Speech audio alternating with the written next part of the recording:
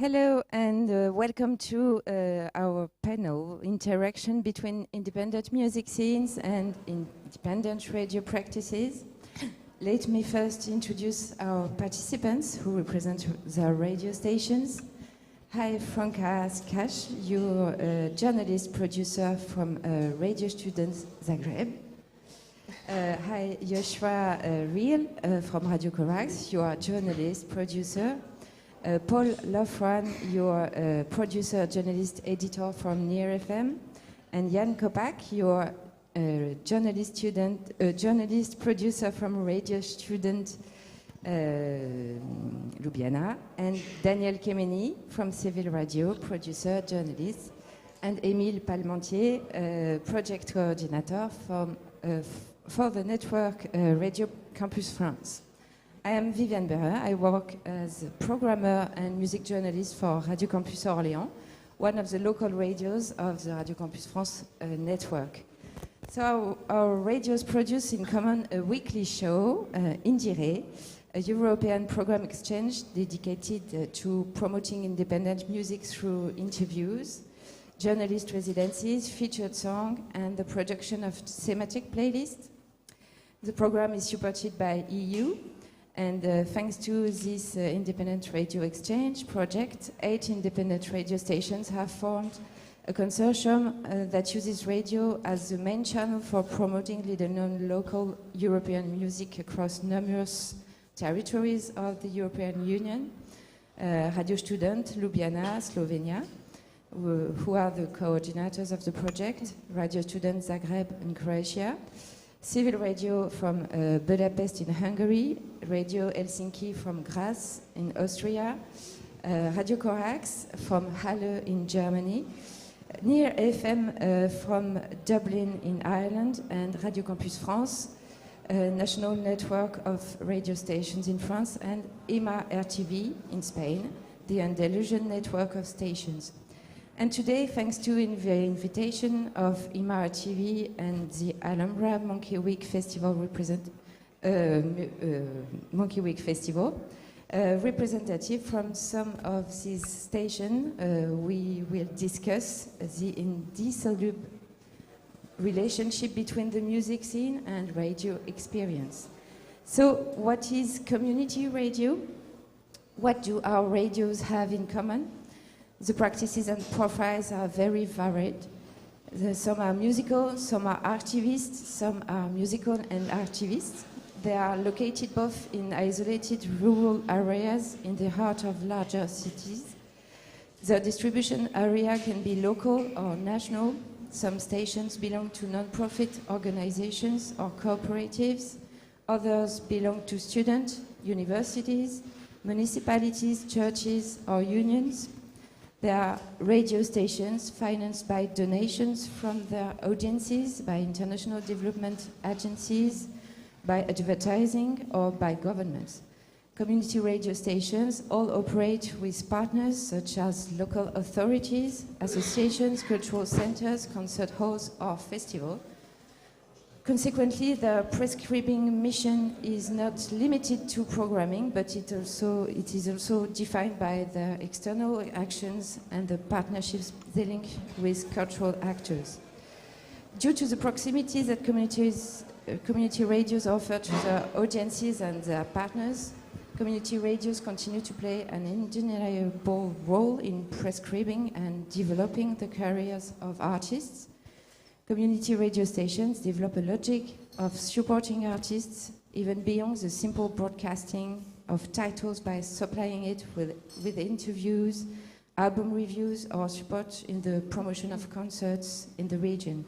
They make it possible to create a space for mediation between developing artists and the increasingly demanding public. So, all of you, how do you work with independent music artists? How much the program is devoted to independent music on your radio stations? Perhaps Joshua or Franka, do you want to answer this question? Yeah, like first, how much of our program is from independent artists? It's always a little question how you define independency. We talked about it yesterday and said, okay, we see independent as artists doing their stuff, like not just raised by a promo agency, but at one point, when you get very famous, of course, you ask booking agency or label to publish your music and bring you on the road, but you can still be independent. Like we had this big discussion, what is independent, what is DIY? Yeah, and if we see it like this, we mainly play independent music, but we have a lot of different showrunners. So we have also one old guy who plays country every Wednesday, so he won't play so much independent. Well, maybe these Texas guys are independent, I don't know. Yeah, but I would say most of our program is dedicated on independent music. And what was the first question? So, that was the question. That was how much the program is devoted to independent music on your radio station. Yeah. Okay. Yeah, also the same thing is at Radio Student in Zagreb. I would say that probably 100% of our program is devoted to independent music because it's one of the points of our radio to air the music that you cannot hear on the other mainstream stations in Croatia. And yeah, I think one of the best things about Radio Student from Zagreb is that you have great number of volunteers who are actually making the playlists and the selections of music, and they are doing it only following their own, let's say, taste and their own opinions of good things in music happening right now. So I think the best thing is that we as a radio are not influenced by PR, by promoters, by, I don't know, bunch of emails that we're receiving every day. We go carefully through all of them, but we always filter the stuff that we think is valuable and that we want to share with our audience. In Budapest. In Budapest, yeah, it's a really interesting question, I think, because normally the underground music scene has only one chance to reach for the audience and build a community around them. This is the community radio, and we have so many community radios which is try to operate with so many types of music, but I think civil radio is the most diverse one. So we are operating, I think, the half of our broadcasting time with music, and we have so many great rock and roll music selection, jazz selections, blues selections, and other things like that. And when the independent artists try to find opportunities where they can reach their audience, where they can develop, for example, a community, they will find the community radios, and civil radio is absolutely open for everyone, for every artist, every producers, for example. And we have so many great releases what firstly influenced by or introduced in civil radio, and after that it became more and more influenced in the mainstream media, for example. So yeah, civil radio and actually the community radio is the first thing where you can introduce yourself, and I think it's really important that this is actually a goal in civil radio, that we always try to explore new artists, new independent music labels, for example. So yeah, this is our goal, I think. In Dublin? Hi. It's actually hard to quantify how much, your question is how much time or how much broadcast hours. We used to have programs that were purely dedicated to independent music, but the people who presented them have moved on and has not been replaced. If I was to guess, I would say maybe 20 to 30% would be independent new music, and the rest would be whatever anyone wants to play. We don't put any rules on members and what music they play on their shows. We try to encourage play local independent artists as much as possible, but if somebody wants to play Madonna, we can't stop them, you know. Madonna does probably not need the coverage anymore, but so it can be down to the individual broadcast producer what gets played on their show. But we have some independent, dedicated shows to independent music as well. And Jan in Radio Student Ljubljana? Mm-hmm. As Paul said, it's hard to quantify that. I would say in terms of regional or local and regional artists, it's almost entirely independent, since the other ones have coverage already at the more mainstream radio stations. But in terms of international artists, it's up to the journalists themselves to decide where's the line between something that is worth covering or something that already has enough coverage and does not need the platform. Yeah. Emile, for Radio Campus France, which is a network of radios, I know you're not the programmer of a radio station, but perhaps you have something to say about this? Yes, I'll try my best to represent radio music programmers in our network. I have to say that I don't think we use the word independent music anymore. We use alternative music. Yeah, perhaps. or DIY music and so on. So and we also use the word like emerging artists or local artists, and how we could promote them first of all locally in one local radios, and afterward in the whole network. So sorry, I cannot really answer the question. Don't mind. So how to broadcast emerging scenes, from volunteers to local venues and labels, how to spot them, bring volunteers to them, and build partnerships with local actors. Well, maybe I can give an example. Like I said, I said that the 100% of music at our radio is independent or alternative music. Of course, it's not 100%.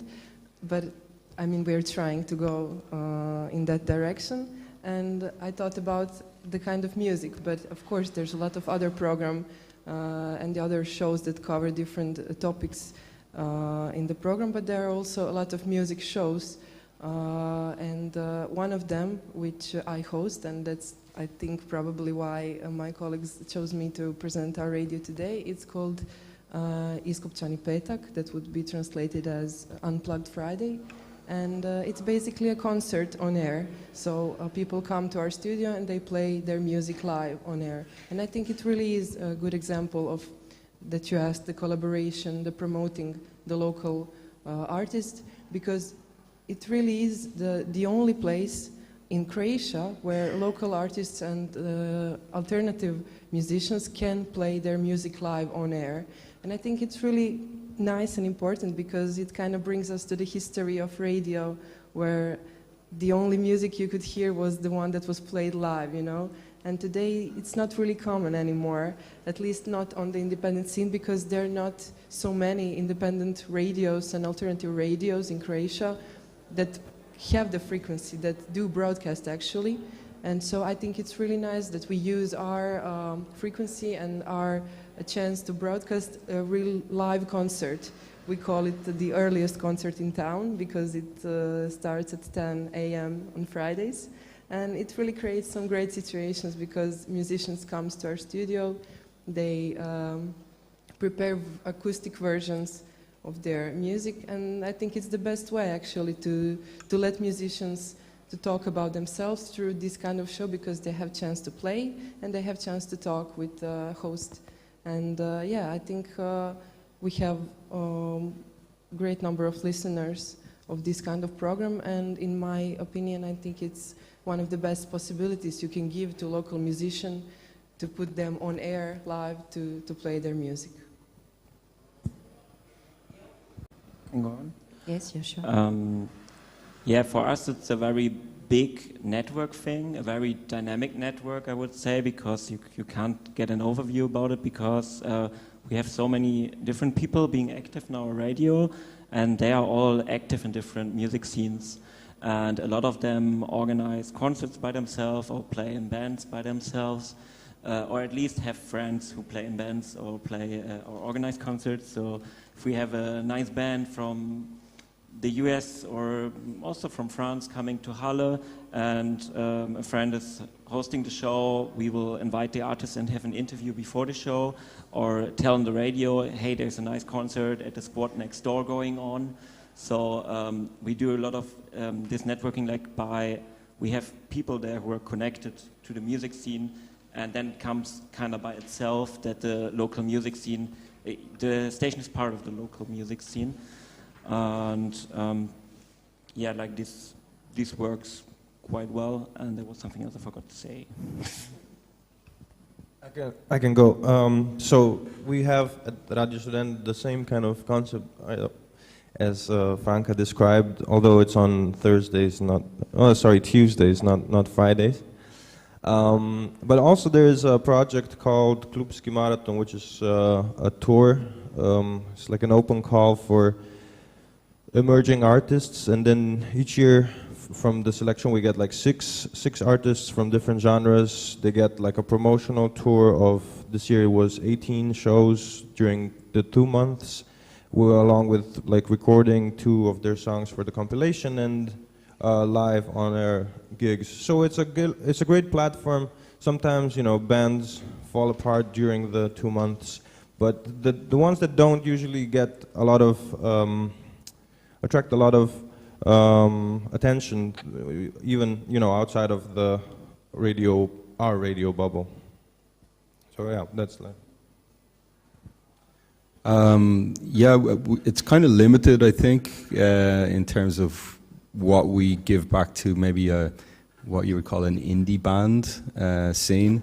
But if you consider classical music to be independent music, we have featured and recorded concerts for the last 6 years in a local gallery, and a lot of those musicians are establishing themselves and probably will go on to tour in Europe and so on. But this is a great platform initially for them to get exposure in Ireland.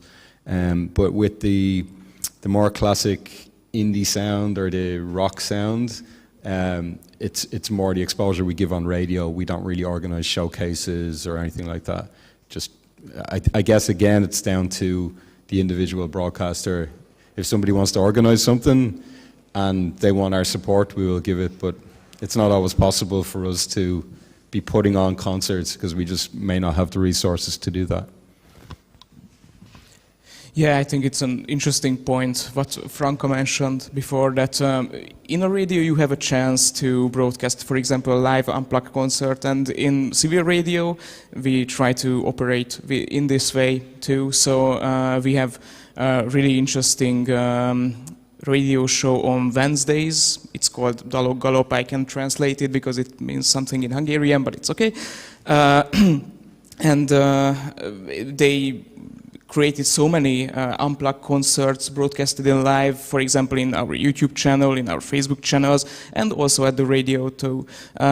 It's in the one hand, it's a really great thing, and at the other hand, sometimes it's a bit difficult because of the technical systems and something like that, but the unplugged concert has area, I can say, so it's a great feeling. And we are not just mixing the musical styles, we are mixing the radio show genres too, so we are broadcasting live so many concerts. For example, civil radio some years ago took a place at Fonó Budai Zeneház, which is a music hall actually in Budapest, operating with great folk music and many other stuffs. And there was a simple way, we had a cable connected to the music house's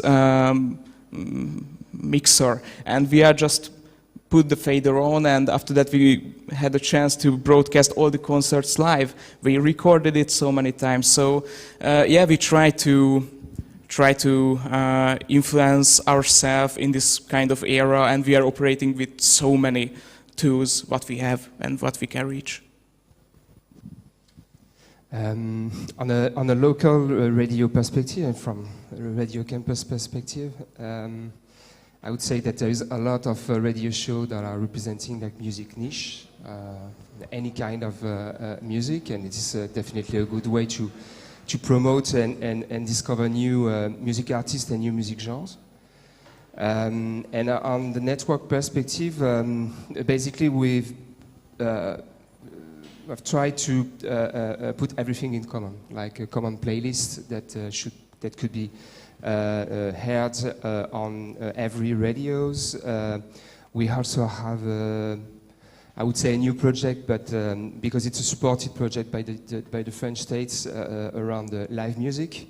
So basically, we broadcast or record live music that we could also share to other, that one radio could share to the others. And also we support maybe some release, like album release, and we pay attention on what label or editors it could be, so that we make sure that it could be like a DIY or auto-produce album release, or maybe from a little or local record label. Do you participate in music springboards? Jan, you told us you participate in music competitions, and sometimes that's how we discover new bands. Do you think it's a good way to discover independent music today? You mean like these kind of competition band contests, or? Yeah, I don't think so. In Germany, it was always a bit whack when you had these competitions, like bands playing against each other, like kind of, because someone wins the competition, and we have more network and solidarity thought of Germany and in our scene, and like push each other, refer to the other band. And I've seen when I was 18 something, I've seen a few of these contests, and it was always the band who brought most of their friends were winning. And like you were just playing in front of the people you already knew, and most bands I've seen there, they were kind of copying some style, like, oh, okay, now you have a very bad version of Linkin Park here, thank you. So mostly I didn't discover much nice stuff at these things. Sometimes you can be lucky, but usually I prefer to go on shows and maybe see a nice support band or have a nice festival for various lineup artists, and there I always discovered great new music. Yeah, I mean, sorry, I want to make the distinction for the project is not a competition. It's more of an open call. So it's not that there would be any explicit criteria to which bands have to adhere. Like every year, there's a committee that sort of ponders and then decides within people who work for the music department at the radio, but also technicians. So it's like a mixed team. But yeah, in terms of in general the music competitions, I don't know if it's I think it usually serves a very narrow purpose within the sort of music industry that I think can be damaging to the local scene as is, especially in the sense of it not being about music necessarily. It's a lot of these competitions that I saw during the years were either based on collecting likes or the crowd voting in who the winner is, which it makes sense. But if you just invite a lot of your friends to the competition that vote for you, if you have a lot of social capital, you get to win, which again is not about the music. But not to say that good bands don't emerge from that. I have a little bit of caution when facing these competitions. Yeah, I actually agree with Yoshi and Jan. I think for me personally, it's not something that I usually visit, and I don't think it's really popular in Croatia. I mean, we don't really have, if I'm right, a lot of competitions of that type. But I also, when I'm thinking now, I cannot remember some great band from our local scene that emerged from this kind of competition. I think maybe if they do win or do make some success at those kind of events, I think it kind of always stays on that level. It doesn't mean that they will develop a career or stuff like that. So yeah, I'm not really a fan of that concept. Maybe it has more sense in the world of classical music, let's say, when the players need to show their skill. But in the alternative scene, I think that the skill or something that they want to show, it's not really something that we need to, I don't know, put like grades or stuff.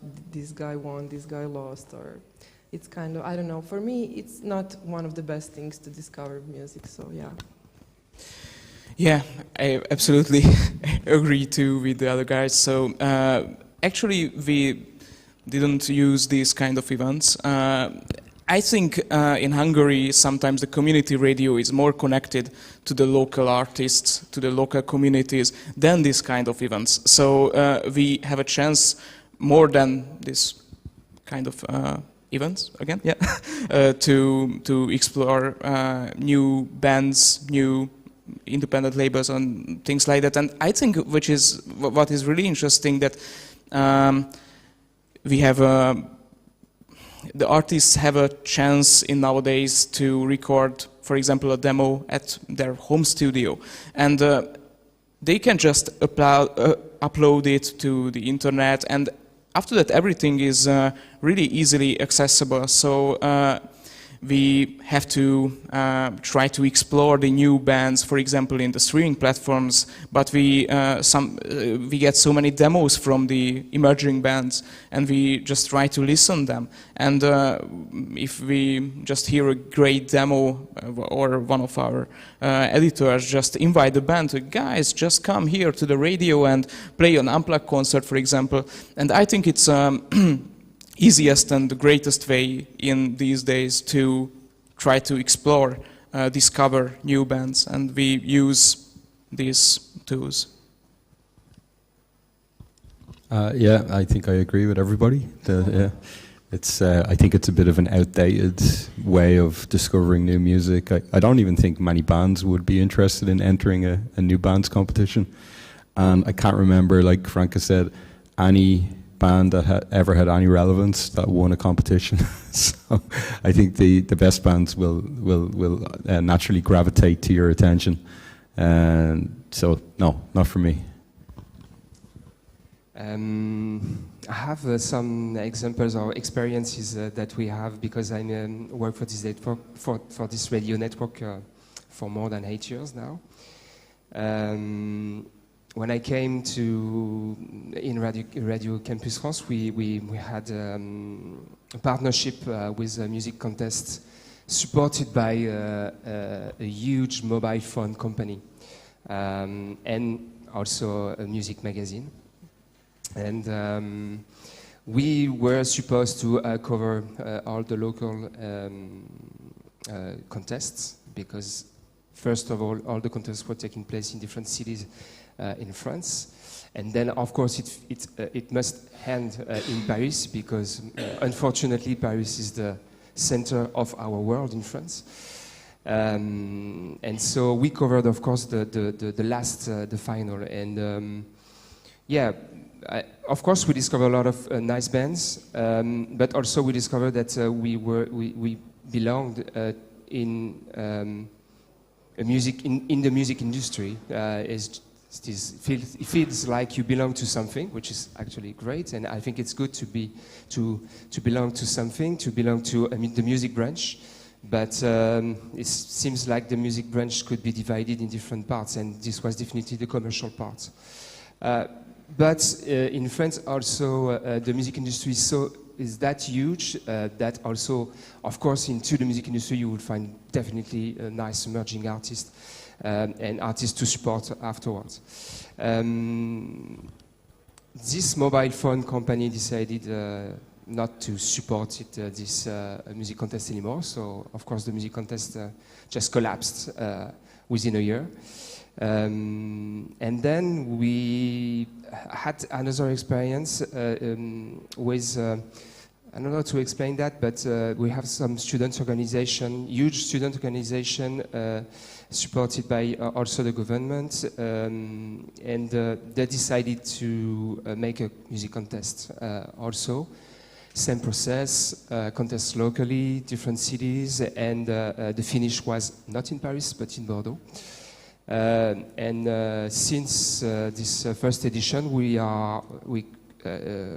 keep this partnership, and it is actually a very nice experience. We have a lot of newcomers, bands where some of the bands are just students. They have new music projects. Some of this project doesn't exist after a year of experience, but I have the feeling that this contest is more natural, and we are in an ecosystem that is that fits to us, because in front of us, all the bands and the young artists are basically students and very young and emerging artists, and yeah, that's why we continue this partnership.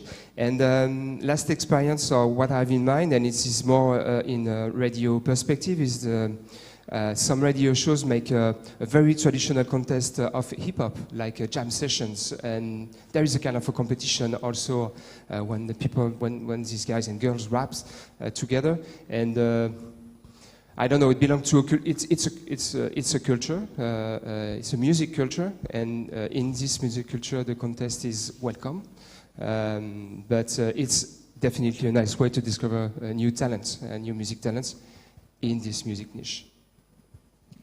Are you concerts organizers, and on a local, regional, national level, are your radio station considered as playing a role in the independent music sector, and particularly organizing concerts? What perception do your independent music partners have from you? I can start it. So we always try to organize these kind of events. I think which is the biggest problem, that if you want to organize such an event, you have to hire so many professionals sometimes to do the technical stuff, for example, the organizing background elements and something like that. And we are operating actually with so many volunteers. So volunteers are a bit, so it's a bit harder to organize them, to organize a concert, for example. But we tried it, so there was a huge concert, maybe 4 or 5 years ago, organized by Severe Radio. It was the Severe Radio Jazz Days and Blues Days, which what we had so many artists around the country, and actually these are so great events to realize that these kind of independent artists is with the community radio really much. So they are give their concerts for Severe Radio absolutely free, and they accepted us first call to take a part in this concert. So yeah, these concerts is a really great reflection to the community radio, to your work, and actually it's a great meeting point with your community, because yeah, we can say community is a community of communities, but yeah, it's a really great thing that in this kind of events you can get a chance to get in touch your audience. So yeah, we like that, and we want to organize this kind of events more, I can say, yeah. In terms of the project I keep referring to, it's based, so there's clubs throughout Slovenia, which, you know, is a small country, and the point is to bring artists from different cities and display them in, you know, small villages that have like maybe youth centers that have speakers. You know, they don't need to be legit clubs. But that's one sort of thing that, in terms of concert organizations, we do more of the concerts in Ljubljana, especially for special events such as like the radio birthday or commemorating anniversaries of specific shows on the radio. They always have a big turnover, and I think the bands selected are always some which are, you know, they might not get as much coverage outside of the world of the radio, but then through this we enable them to reach a wider audience and sort of interact with also like a semi-professional environment, because a lot of these bands who just start out, they, you know, they maybe played 2-3 gigs, but then suddenly it's like a whole tour, and you have to sort of professionalize, you have to do the riders, you have to organize your backline, and all these sort of nuances that, you know, bands don't necessarily think about until later on when you get experiences for that. So I think this is an aspect that sort of contributes. We also have the birthday anniversary of Corax. Every year we host a big concert on open air stage usually. Last year we combined it with IndieRE, so we also invited acts from France, Italy, yes, and Slovenia, yeah, balance. Yeah, when IndieRE was a bit smaller.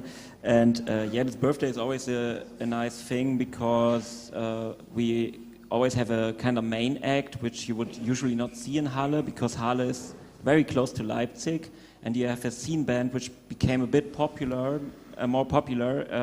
There's no really location or booker in Halle who is willing to pay their fee, because you don't really know if they still get enough people, and usually you see this, you drive to Leipzig to see the stuff, so we invite like special guests with more experimental music, so a lot, and then of course we invite the local scene and stick to our contacts. And maybe also a good best practice example is once per year we have the radio kiosk, which is broadcast, one week we broadcast live from a kiosk.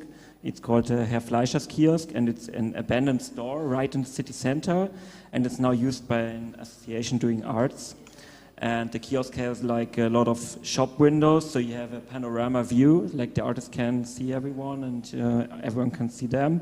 And regularly we do radio concerts there, and we stream. The technician is streaming live on air, but we also have a PA system in front of the store, and also we do DJ sets in there. And this is a very good thing to like bring radio right on the street, and also bring live music on the street connected with the radio. Actually, this is a thing that works pretty good. And if students new in the city, they pass by, they get notice of the radio, they get notice of live music, they get notice of DJs. So this is a kind of best practice thing we established over the years. Franka?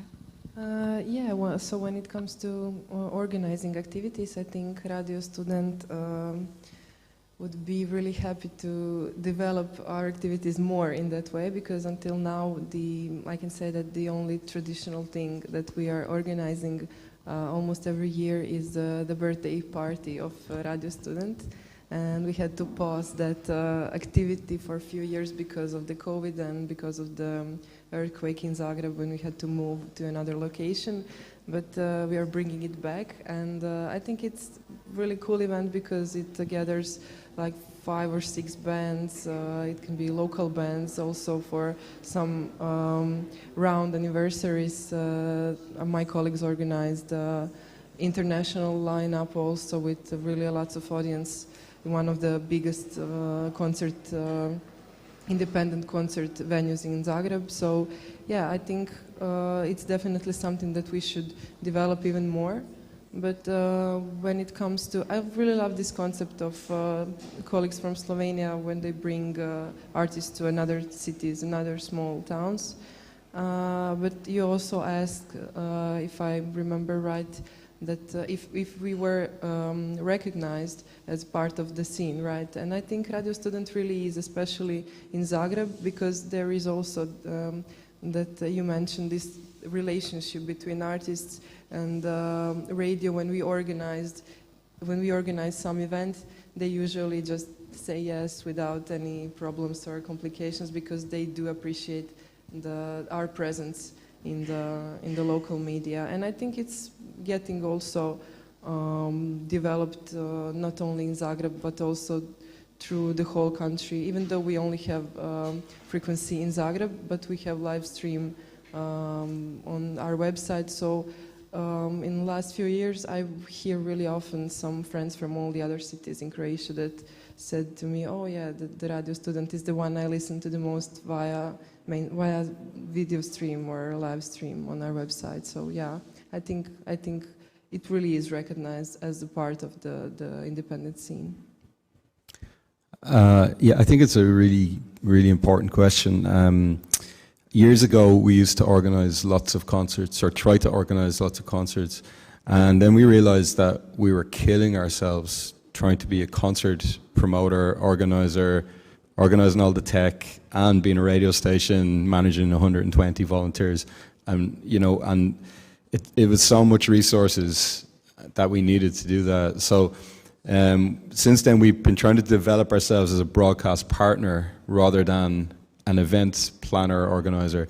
So in that sense, then we would partner with events and concerts that are already happening and come on board as the broadcast partner, and we would offer then a live broadcast, promotion online, promotion post-concert, but we don't have to worry about booking the bands, booking the tech, doing the backline, so we're just trying to be more clever about how we use our resources. And your question about recognition is also interesting, because sometimes when we contact a partner and say, yeah, would you like us to come on board? And they say, oh yeah, amazing, EMA FM, we'd love to have you. But you don't want to be paid for that, do you? Because they expect us to do everything for free. So community radio, unfortunately, has, in our situation, has developed this reputation that we are not for profit, therefore we don't need to be paid for our expertise or our skills. So we always seem to be fighting that battle of, no, we are professionals and we need to be able to pay our staff.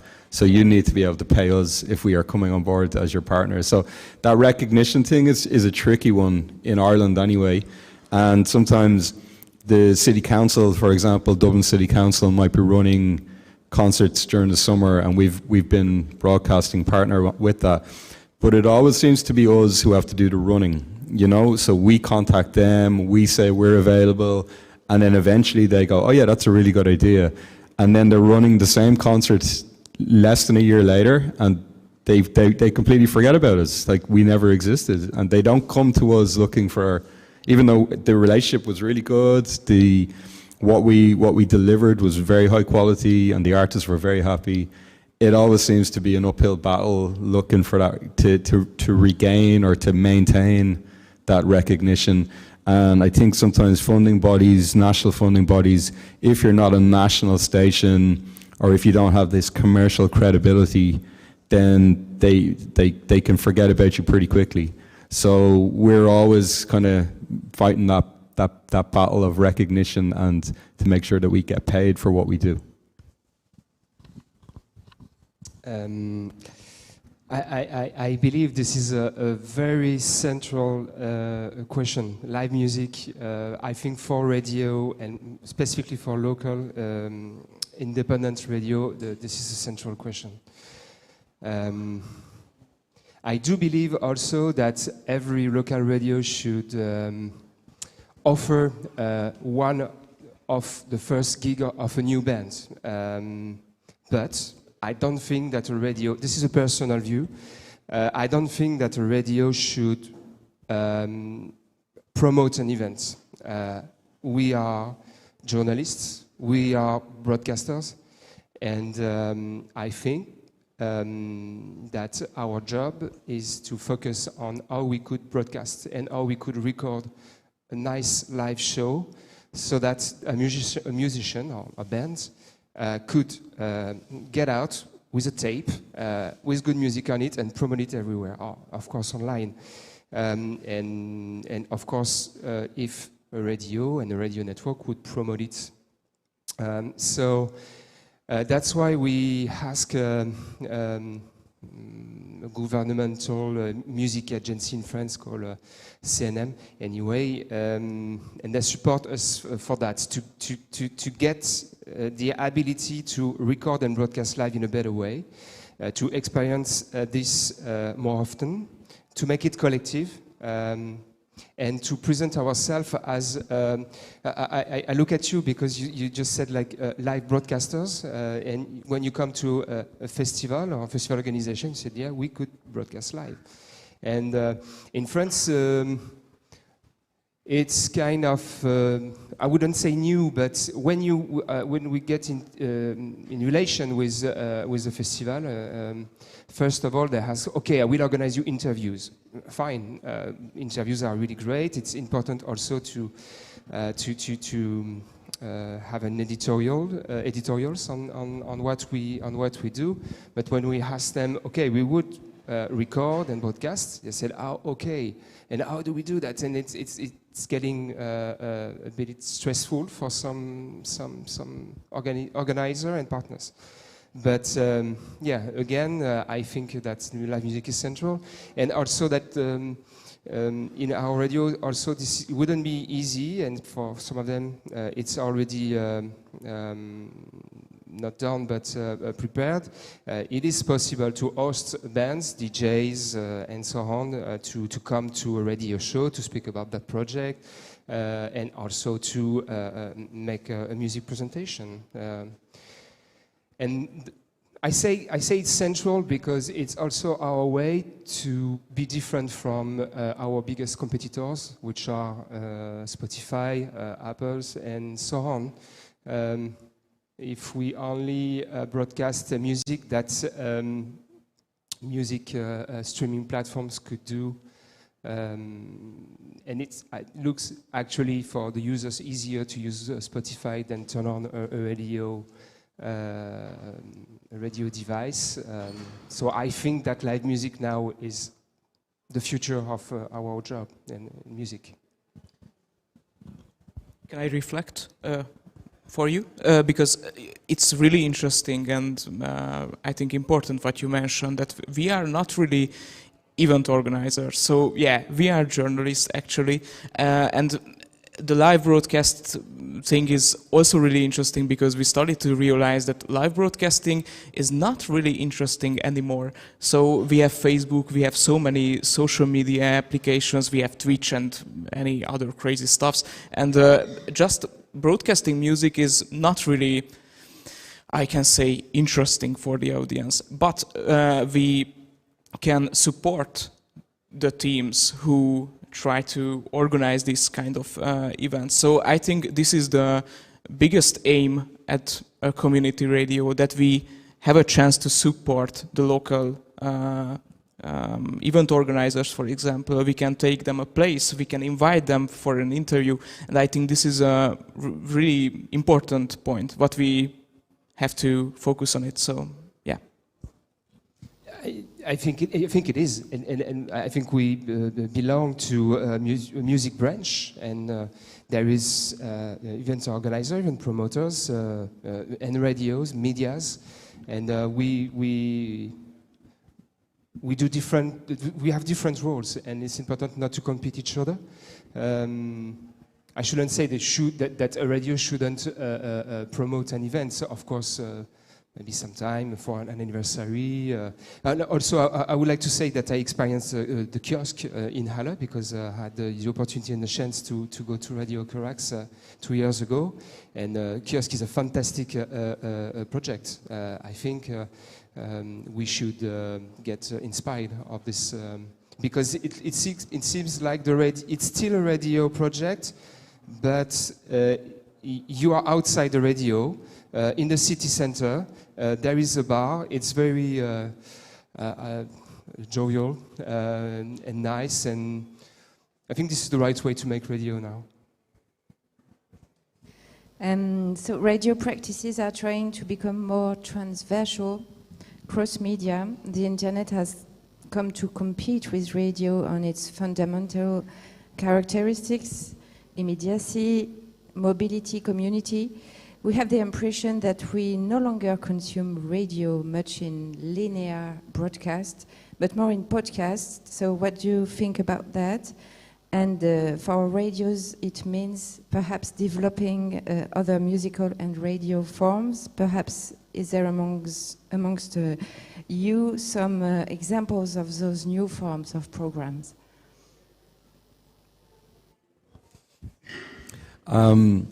If I understand the question correctly, you're asking, is radio still a good possibility for artists to be heard, or is it competing against the internet and social media and so on? Is that what you're asking?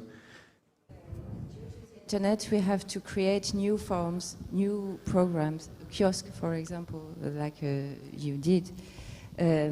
What is new for us? Well, what's the future?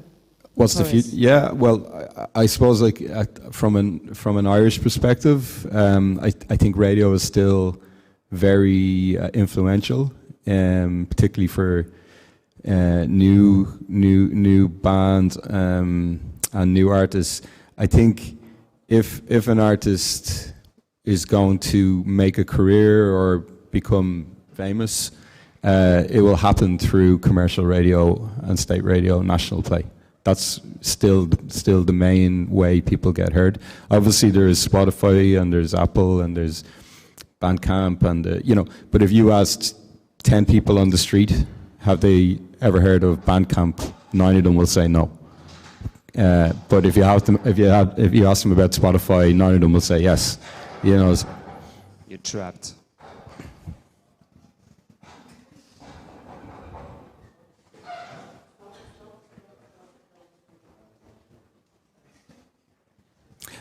Okay, we'll continue. Sorry, but I think my point is that I think there's an actual possibility for community radios, and this is a great platform project to have maybe a unified playlist. Maybe it starts in the national countries, and then maybe it becomes bigger. But something like the IndieRE project shows you that when communities group together, or community radio stations group together, we can have a much bigger presence and much bigger influence on new music. And the kind of new music that we might champion won't get onto commercial radio anyway. So if you want to get onto commercial radio, you probably need to have a particular type of formula and a particular type of sound. But for what forms of the future, I'm thinking like national playlists that are going on community radio, and I'm thinking international playlists that are being played on these kind of radio stations that could be developed through an IndieRE type project. And I think all radio makers, journalists at this stage, particularly maybe under 40 years of age, are using social media parallel to their broadcast. So while they're doing the radio program, maybe they also have their Instagram channel open, or maybe they're doing a YouTube live. So people are interacting with media while broadcasting live all the time, and I think that's already happening. But it might depend on the demographic of the broadcaster, how many social media channels they're using, if any, as well. Okay. I think radio could stay in a really important point in this kind of topics, because radio have an interesting tool that you can find at Spotify and any other streaming platforms, because musical radio shows, it's I think, not just about the music, but about the stories which is at the background of the music, and we have these stories at the community media, and we can tell it to our audience. And I think this is the real power what we can use for our radio shows. And if we take this, we will be so interesting, because just for example, everybody is on social media, how Paul mentioned it, and everybody searching after stories about something. But we have these stories, we can take it, so radio could be still really interesting. And actually it's what is going in Hungary, which is really interesting, that the underground music scene started to be a bit mainstream. Let me explain it. So I have a story about that. That was a really interesting folk and acoustic band called Margaret Island in Hungary. We recommended this at the IndieRE radio show, so just listen it. And they played their first unplugged concert in civil radio, and actually they had only 200 likes on Facebook and some Instagram followers, but they created an unplugged concert at the radio, and after that so many new people started to explore them. And they are now one of the most influential artists in the Hungarian club scene. So they have, I think, 500,000 followers now.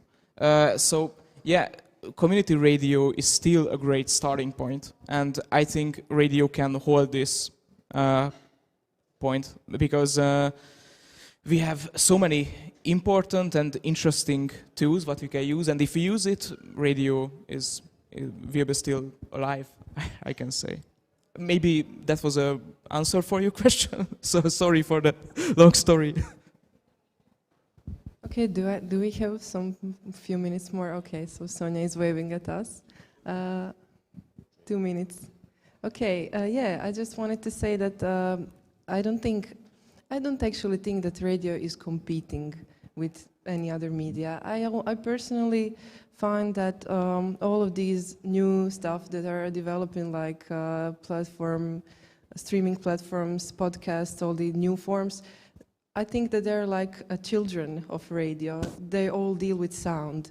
And I think that we don't really need to focus on developing ourselves in some new contemporary ways, because we have that aspect that is essential. If you ask me, I think that is the human aspect of listening to the radio and knowing that there is a person behind that is doing something, that is presenting you something. You don't have that when you're listening a podcast or something like that. You don't feel connected to the host that way, like when you know that, okay, I'm in this room and in the other room right now is the other person that is choosing the stuff that I would listen. So yeah, I mean, they sang a few decades ago that video killed the radio, and it didn't. So we're still here, we're alive, and I think that means that there is something in radio that cannot be killed, and that we don't really need to find some contemporary ways, that we just need to stay in our studios, and that we need to do the things that we like, and that's radio. I'm sorry, but we have to end this panel. Thank you, everyone. Thank you all. And thank IndieRE program. Stay tuned on this program. I'm sorry, it's late. It's good. Thanks. Thanks for the moderation. Thank you. Thank you.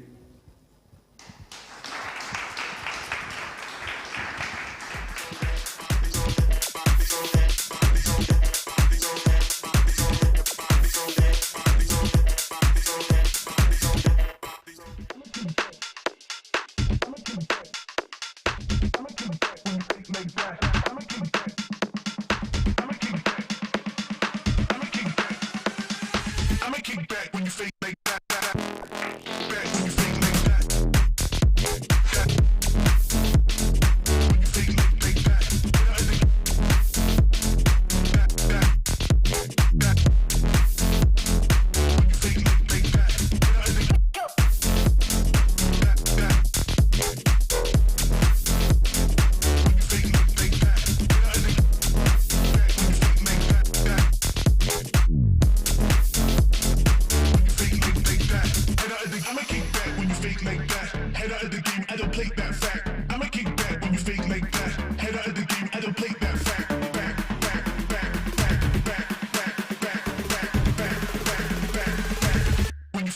that.